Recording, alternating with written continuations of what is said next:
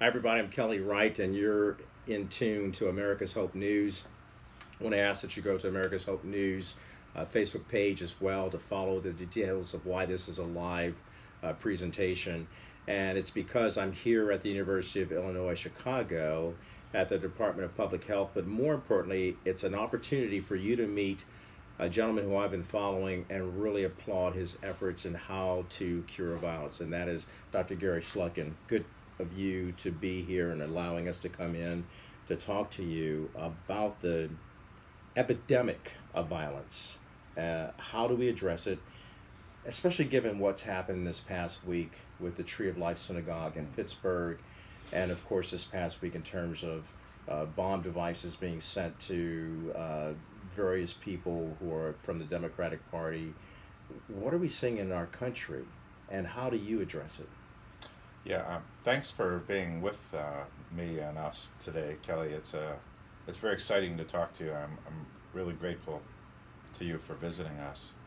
So, as you know, I'm a physician, and my work is the management of epidemics. And before I began working on reducing violence as an epidemic health problem, I was working on other types of health epidemics like tuberculosis and cholera and AIDS with the World Health Organization. And so our approach to violence,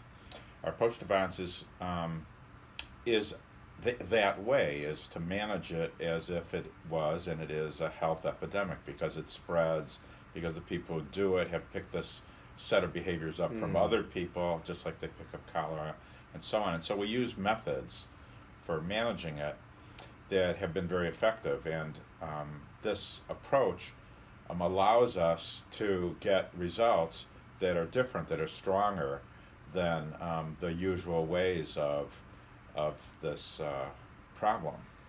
It is a problem, and the fact that you're now treating it as a public health crisis, I think, is something that a lot of people can relate to, because they're wondering, why do we have this spread of violence? And it's not just located to the United States. We're right here in the heart of Chicago.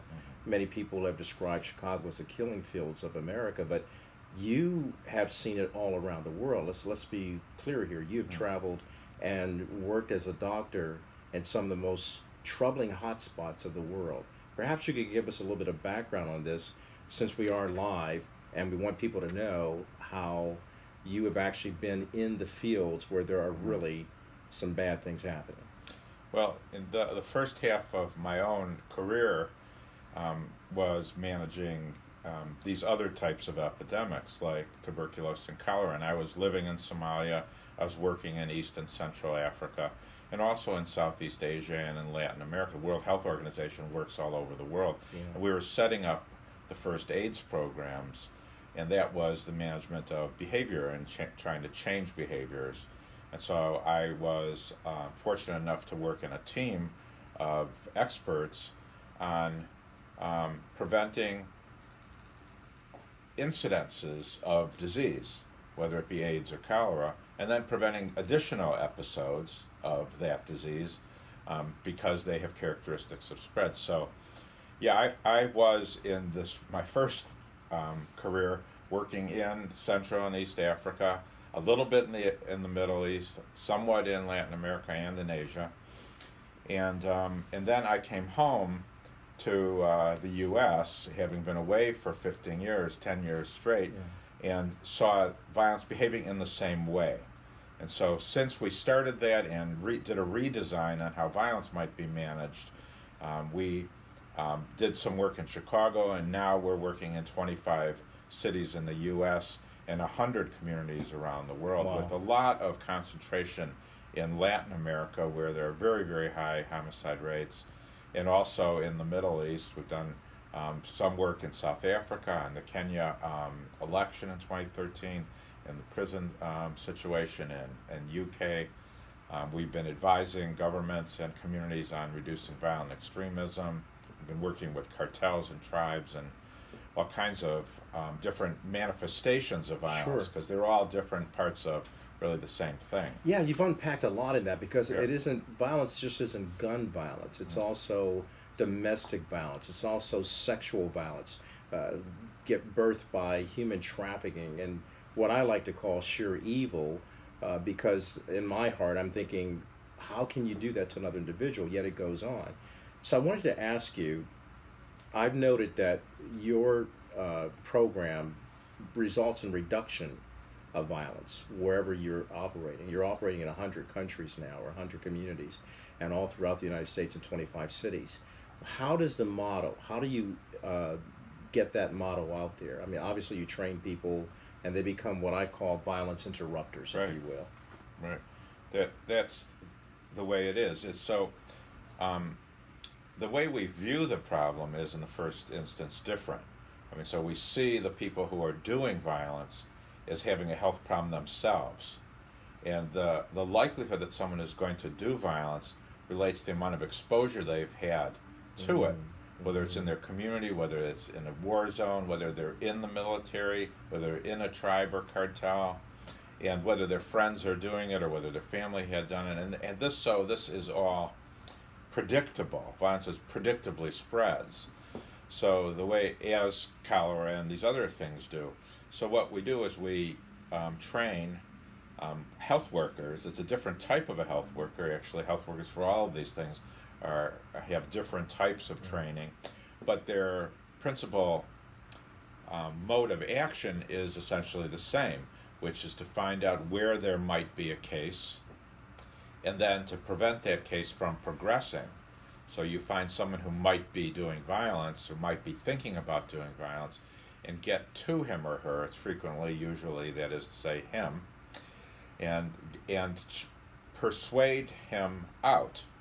And then this is a lot of what the training is. This is a lot of what the recruitment is. So we recruit for people who have access and trust and credibility with people who might do shootings. So if it were in this type of a group or this type of a gang or this kind of a population, we'd be recruiting within that population for people who know them. And it's in everybody's interest, including the person who does it. Sure. Little do they always know at the moment that it's better for them to be cooled down. So these workers, as you've mentioned, we call them violence interrupters and outreach workers and hospital responders. There's a whole new cadre of workers who can stop an event from happening, stay with that person and his friends to keep the situation cool, and then gradually to prevent additional events, and pretty soon the situation that was violent in that community or city gets cooled down. And then they begin to meld together to find a way of peaceably getting along and finding some common good. Yeah, that's commonly the case, but it doesn't even have to be, because, see, this is the difference between mediation and interruption. So you could have people that still don't like each other, Right. but they're not going to do violence. Okay. So you hear what I'm Gotcha. saying? And it's really, Gotcha. so about half of things need to be, in a way, mediated. Right. But many times, I mean, for example, you could even look at the Korea situation. It's been interrupted, Yeah. but nothing's really been mediated, and the world is safer. And there's a lot of groups. I mean, you could even say, Democrats and Republicans, or you could say, this news channel and that news channel, or this religious group and that religious group. They may not forever, like each other. They may see they have differences. Yeah, they're more alike than they're different, but people focus on differences.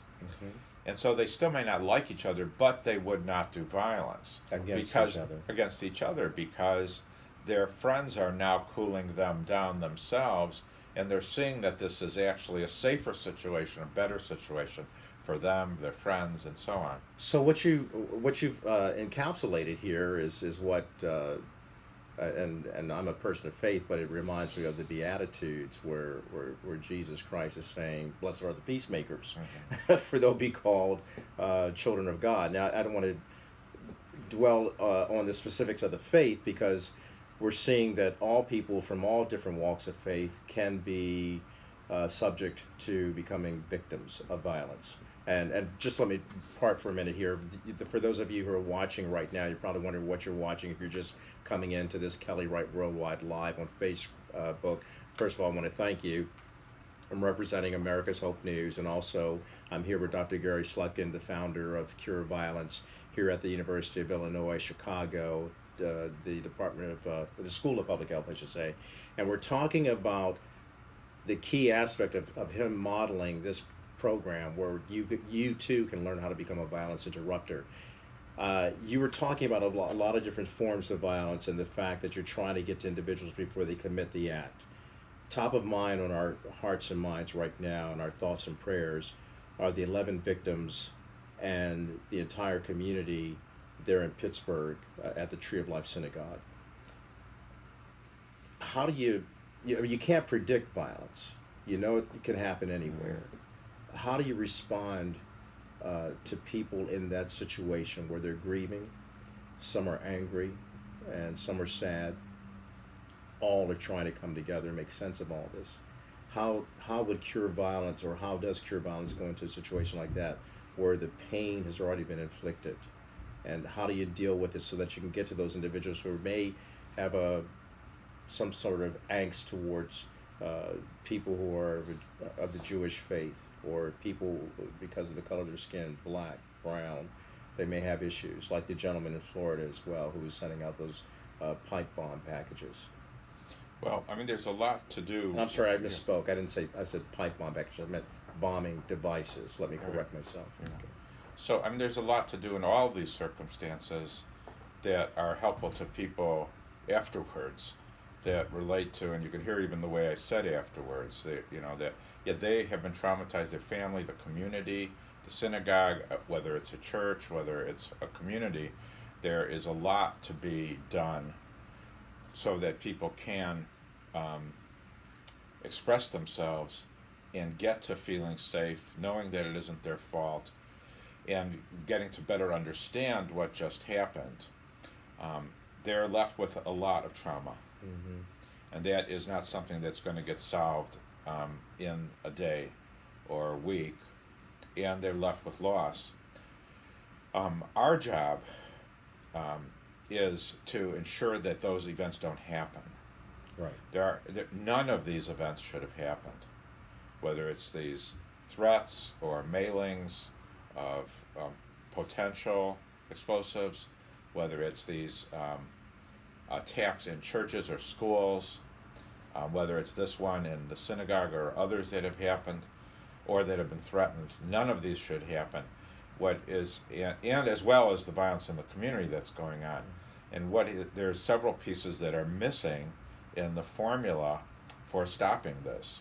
And one of these that seems most immediate is a much more robust detection system of threats or potential threats that show up either through somebody's knowledge nearby, in the family, a neighbor, or on social media, which now, of course, is declaring a lot of stuff. And so with the law enforcement frame only, what we're left with is, well, the person hasn't done anything, or they start to go and investigate, and investigation takes a while, and the violent behavior could go faster.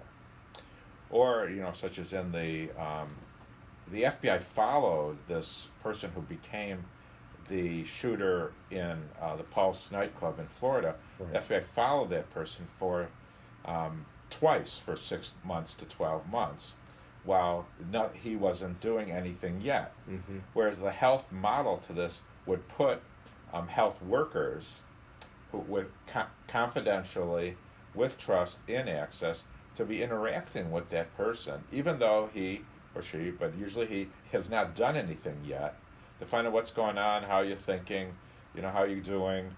And he could say, well, I don't need you, and so on, but then we could be watching and paying attention.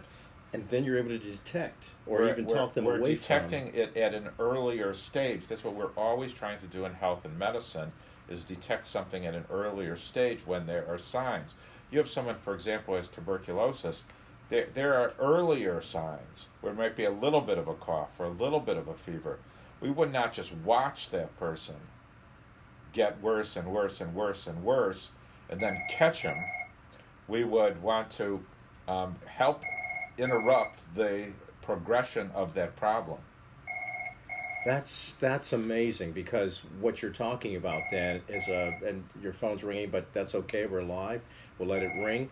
We're Facebook Live here in Kelly Worldwide. We're talking to Dr. Gary Slutkin about curing violence. What you've unpacked there is really quite a model, because you're saying that we shouldn't just rely on law enforcement. We should also rely on each other in terms of becoming that interrupter of a potential violent situation. And you're sending out teams who can actually say, okay, we know there's a problem here. Law enforcement has already identified this person as a potential risk. So now you're actually sending people out to talk to them and diffuse the situation before it even develops. Yes, and it isn't even exactly fully just sending out, Okay. because there's an infrastructure that in some communities we have this. You know, in some of the communities in New York City or Los Angeles and Baltimore, and some communities in Chicago, we already have an interruption network, an outreach network, where they're always kind of helping people, assisting people, and asking, well, is everything all right? Or, how was the party last night? How was the basketball game last night? Have you heard anything? What's going on? And then the community knows those people, and they will call them and say, Wow. someone left the party, was really mad. Or they will even talk with them about their friends, or even their brother or something like that, and say, my brother is very upset and I can't cool him down. Now he's not going to call the police. I mean, we have a situation where this mother, her son was loading up weapons in the basement. She wasn't going to call the police. And so, but of course, I mean, they do, but she was beside herself what to do. She called Cure Violence, the interrupters. She had their numbers. They came by, and they were all yelling at each other. But the thing cooled down. They had pizza together. And then they stayed. It wasn't that easy of a thing. It took hours and hours and hours to shift them to the point where, because they're now very highly trained on how to buy time, cool people down, hear all their complaints, try to deal with those complaints, and then shift their perspective, so they're seeing that they're still okay to not have done it, and they have a pathway out of the mindset that they were in. Do you see what I'm saying? I see exactly what you're saying, and it's not that simple. It is a task ahead, and you should be able to sit down and talk it out, and that can become very argumentative and debatable as you're trying to talk someone off the ledge of doing something destructive, as we've seen taking place in Pittsburgh, as we've seen the guy attempting to do things with former presidents and members of the Democrat Party, and even on the opposite side, where last year Representative Steve Scalise was shot and nearly died from that wound while he was just practicing baseball with fellow Republicans. So that's the nature we understand violence in America. But you're operating in places where there are hot spots where life and death are a daily occurrence. Syria, Iraq, South Africa, other places. And so this whole method of curing violence and creating violence interrupters makes sense to me as to how we can do this. How can we as a nation, or as people watching Kelly Worldwide, which is going out to some people right now, how can we as a nation get everybody on board with understanding that that person that we're watching who's posting something on social media that might be incendiary against someone because of their faith or because of their color, how can we as a nation become as proactive as you are and as your team of interrupters are to have that seat at the table and try to find out how we can detect what's going on, interrupt it by talking to them, and then if need be contacting law enforcement or even contacting Cure Violence? Well, at the moment, what's missing is this infrastructure of interrupters and outreach workers. There are places where there's social workers who aren't exactly trained and may not have the access. So, yes, if you're suspecting things and your only backup is to call law enforcement, but they may not. I mean, they might be able to detect a plot and be able to break it up or something like this. But in some of these situations, it's one person. And there's a lot of minds that are throwing out a lot of stuff. So I really think that every community in this country needs to set up some form of a cure violence or cure violence like interruption system that reaches, whether it's dormitories or schools or marginalized populations, different groups that might be doing or have it done to them. There's an infrastructure here that's required to manage epidemics. And law enforcement is essential, but it isn't the main infrastructure for managing epidemics. Just by example, not a lot of people know this or even think about it, but Ebola shows up all the time in Uganda, never goes anywhere. It doesn't spread because they have a trained health worker infrastructure in place. So every time there's one event, they're able to prevent it from going further. You're talking about the Ebola virus. Ebola, in this instance. And what we have there is detection of early cases and then prevention of the spread of it, which health workers go in and do. And the health workers exist in the community already. All these health workers can reach. In West Africa, there was no infrastructure at all. And I might add, although everybody tried to do the right thing, law enforcement was unable to have the access or the trust, and in fact there was additional spread into other places as people ran from it rather than being taught what to do and what not to do and how it was being spread. And so there's an incredibly important role for law enforcement on some parts of the detection, and certainly when things get way out of hand for violence. But the essential nature of what's required is a lot of these interrupters and outreach workers. And there are communities in New York and Baltimore, and also even in Latin America and in Honduras, that have gone to zero shootings and killings for a year to 3 years because of the insertion of this cure violence type of a network on top of or alongside of or within what already exists. I'm not saying anything else is wrong. I'm saying there's an enormous missing piece here. Okay, before we wrap this up, I want to ask you, how does this program relate to the faith community coming in to help you with the assets that you're trying to provide, the information, getting the word out? Because from a synagogue to a mosque to a church to any place of worship, or even to a community organization that's faith-based, or just anyone stepping up and saying, look, let's all become peacemakers and send this information out. Can that organization, can those communities help you as well? I think so, and in many places they're the essential infrastructure for reaching their congregations and people in their families and in their communities. So they're important for us to work with in the communities that we're in, and they also have a lot of influence. They have influence with local politicians and leaders. Many of them are leaders and can help convey a different message about their own faith. The spreading of violence is not consistent with any faith. Right. And I'm not sure that all those who call themselves one faith or another right now are really acting on the best teachings of their own faith. And we need to start calling each other on that. Mm-hmm. And then in terms of being able to shift the national dialogue, it was really speaking scripture to people in the political arena that helped get the funds for AIDS in Africa, actually. There were conversations between Bono and people of faith in Congress that said, yes, we have to do this. We have to stop thinking about this in terms of bad people. We have to see that we have mercy and forgiveness, but also that we are seeing this as actually a health problem.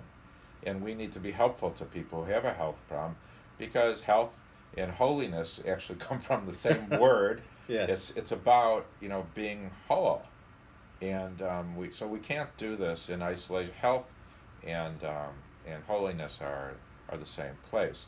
It's not about, and of course Jesus talked about this, it's not about blaming the other, it's not about having enemies, it actually isn't even really about the realm of good and bad. You can almost erase that. It's really more about being as beneficial as you can to what is happening, and to prevent any problems, and to care for people who have problems. And anyone who is doing violence has a problem. Mm-hmm. They're not just causing a problem, they have a problem. And just for a second to come back to the health model, but there's a religious model that comes alongside this. You know, if you have someone who has, let's say, flu, he got flu from someone else and gives it to somebody else. Same thing for AIDS, got it from somebody, gives it to someone. And violence is occurring the same way. So we have to see people who do it as also someone who got it from someone else and is spreading it to someone else. And the people who are inciting and spreading more of this, they also have a problem that needs to be attended to. Amazing. We need to try this. We need to get on board. I think all Americans can actually grasp the meaning of what you're saying, because we're just inundated, and we're close to the midterm elections. So politically, everyone's a little bit uncertain. They're talking about how they need to go out and vote, and voting's good, but it's also good for us to get out of our seats and really care for each other and be actively caring and sharing. I just applaud what Cure Violence is doing. I really, really want to see more strides towards this, not just from your organization, but from every corner of America, every hamlet. You know, it was Reverend Dr. Martin Luther King Jr. who said, we must have a seat at the table of brotherhood. And sometimes when you're at the table of brotherhood and around the family table, like we are right now with this live chat with you and with the world, sometimes when we sit around the table, we're not always happy. Mm-hmm. We have some tough issues to talk about, and this is one of those tough issues we have to talk about: the violence and how we can prevent it. And I just applaud the efforts of the Cure Violence team. And for those of you who want to know how you get in touch with Dr. Gary Slutkin, they can go to cureviolence.org, right? Yes. Okay, it's cureviolence.org. They're also on Facebook and YouTube. Find out how you can help. Find out how you can become a violence interrupter right in the community where you live. Because I'm of the opinion, now you served in Ghana and you were an epidemiologist, is that correct? So yes, you were dealing with you still are. He hasn't stopped, but he's treating violence from the epidemiological standpoint, and you've heard what he's had to say, and it makes sense to me that this story and this model has to be given out all over the world, and the work that you're doing with law enforcement and with the governments around the world, I think they're listening, and especially where those areas have seen a reduction in violence. So to each and every one of you who've joined in live now, spread the word around about Cure Violence. You can't just stop it, you've got to cure it. And my thing is about spreading love, freedom, and peace. Mm-hmm. Well, spreading love, freedom, and peace requires that you got to roll up your sleeves and get out there into the trenches where people might not be thinking right. They might be acting out. And every time that we do stories about the aftermath of a violent act, like what we've seen in Pittsburgh, so sad and so heartbreaking, or what we saw at Mother AME Church in Charleston, South Carolina, where a guy sits down with 9 members at a Bible study and still carries out a heinous act of killing 9 people, innocent people, who were just basically praying with the brother, and he turns around and kills them because he doesn't like black people. Come on. You know, someone knew about him before he went there. Someone had to have known about this shooter before he went to the Tree of Life Synagogue. Someone definitely knew, the police even knew about this guy sending out packages that could have killed or maimed, hurt someone with these devices that he was sending out to Democrats and people that weren't in alignment with the President of the United States.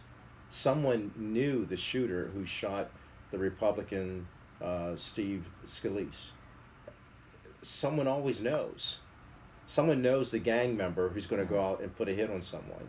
Someone always knows. And what you're saying, Dr. Slutkin, is that someone who knows should be a violence interrupter to try to sit down and make peace and not war. Well, excellent, except that the person who knows may not be trained or skilled. If he's a friend, he may be able to be helpful. I mean, like, you can tell your friend to not drive drunk. Give me the keys. Give me the keys, jerk. You can say that to your friend. Yeah. But you might not be able to say that to someone on the other side of the bar or something like that who you don't know. So that's why many times the person who knows can't be the intervener or interrupter himself or herself. Sometimes they can. If they can, they have to try to cool somebody down. But we're just missing this set of trained interrupters and outreach workers who are recruited from the community itself and then trained by basically us or people who we've trained to do this. And what I'm really saying here is that a couple things. One, this is getting worse. We're all seeing that this is getting worse. The hate crimes are getting worse. The situation of Hispanic Americans, Jewish Americans, Black Americans, Muslim Americans is getting worse. The situation of the press is worse. The situation of many people in many other communities, including white America, is also worse because there are going to be things that come back. And it doesn't just go one way. Yeah. And so this is the way violence goes, the way cholera goes, is the way TB or flu goes. It goes all over the place. And so we really have an urgency here. I've been around very serious epidemics. This is one. This country is in a very bad situation now.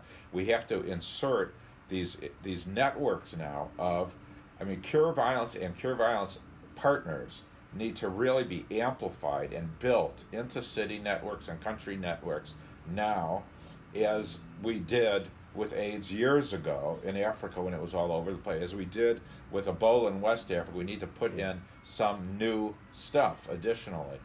And that goes at this moment by Cure Violence in terms of the method. It doesn't have to be us, but it goes. But the other things, we really have to start to interact with everyone in the press now, because no one is managing violence right in the press. Right.